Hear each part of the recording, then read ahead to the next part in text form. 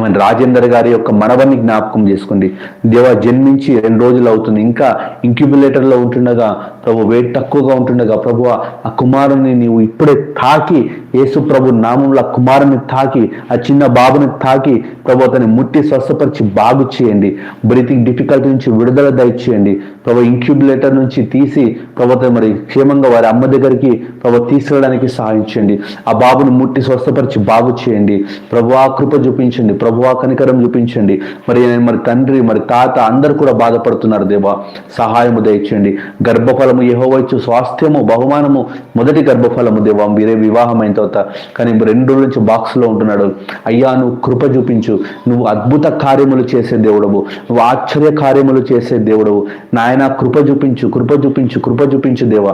అయ్యా సహాయము చేయండి, కనికరం చూపించండి నాయన, సహాయము దయచేయండి నాయన, కనికరం చూపించండి. ఆ బాబుకి ఇప్పుడే సత్వరమే విడుదల దయచేయండి నేను. చక్కగా బ్రీత్ తీసుకొని చక్కగా వెయిట్ పుటానై